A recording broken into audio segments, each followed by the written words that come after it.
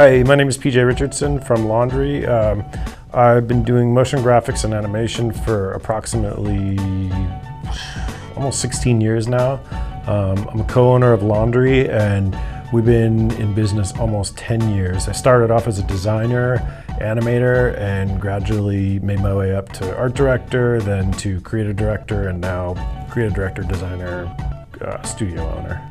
What drew me to AIGA was I kind of got a little stalled out and stale in my design career, to be honest, and I just needed some raw enthusiasm of people that are genuinely just into graphic design and animation too. And it's not just a young person's game that drives enthusiasm, but the AIGA seems to attract people that are really into it, and it was as simple as that. I just wanted to be around other people that were stoked for the creative work that we do.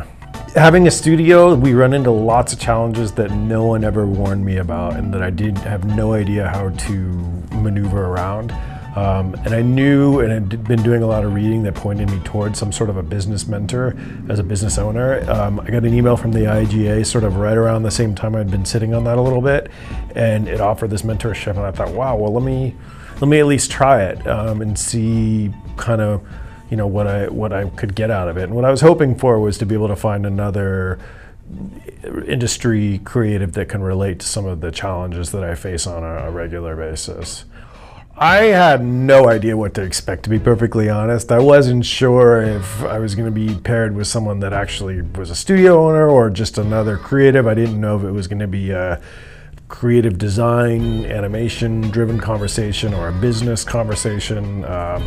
My goals was really pretty simple, to just try to gather as much information and new perspectives that I probably wasn't thinking of as much as possible, because that's one thing I know, is that often I'm just not looking at it at all from all the right angles, and so that was kind of the hope.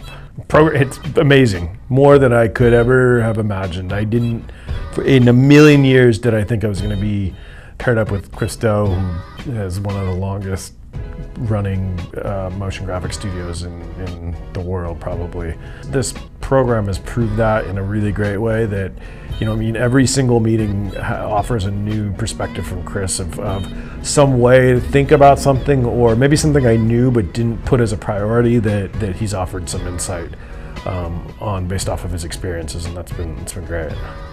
Really simply, I think by both putting ourselves in a vulnerable situation and just sharing, you know, what's often been a stigma of very private information openly, I think we both get a lot out of it. You know, honestly, we can gossip a little bit about industry stuff, but also just sort of like business stuff, like, this is what I pay for this is what I don't, this is, you know, how a job works, this is how his job works. I think just being able to relate, but also learn nuances from each other about each of our studios has been pretty great for both sides, if I would guess. Not to speak for Chris, but one of the big things we did, he offered up, was for me to read books in between our meetings, and the first book I read was a